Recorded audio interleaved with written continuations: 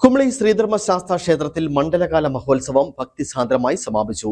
2011 പുല്ലുമേട് ദുരന്തത്തിൽ ജീവൻ പൊലിഞ്ഞ അയ്യപ്പ ഭക്തരുടെ സ്മരണാർത്ഥം 102 ദീപങ്ങൾ തെളിച്ച് പ്രണാമം അർപ്പിച്ചു.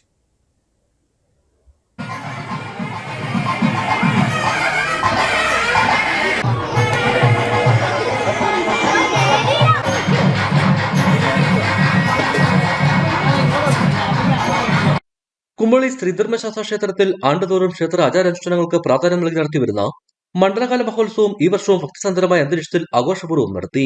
ക്ഷേത്രം മേൽശാന്തി ശിവാചാര്യ അജിത് തിരുമേനിയുടെ മുഖ്യകാർമ്മികത്തിലാണ് വിവിധ പൂജകളും ഹോമാനുഷ്ഠാനങ്ങളും ക്രമീകരിച്ചത്. മഹോത്സവത്തിന്റെ ഭാഗമായി ഗണപതി ഹോമം, ശാസ്ത്രഹോമം, ശനീശ്വര ഹോമം എന്നിവ ഭക്തരുടെ സാന്നിധ്യത്തിൽ നടത്തപ്പെട്ടു. കൂടാതെ കുമളി ദുർഗാ ഗണപതി ഭദ്രകാളി ദേവീക്ഷേത്ര മാതൃസമിതിയുടെ നേതൃത്വത്തിൽ മകരപ്പൊങ്കാലയും ഭക്തിപൂർവ്വം സംഘടിപ്പിച്ചു. കലശപൂജയും അന്നദാനവും മഹോത്സവത്തിന്റെ പ്രധാന ആകർഷണങ്ങളായിരുന്നു.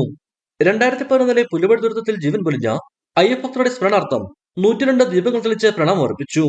ശബരിമല മകരജ്യോതി ദർശനം ലൈവ് ടെലികാസ്റ്റ് ചെയ്തതോടൊപ്പം ശ്രീകോവിൽ മഹാദീപാരാധനയും അതിവിശേഷമായ പുഷ്പാഭിഷേകവും നടന്നു.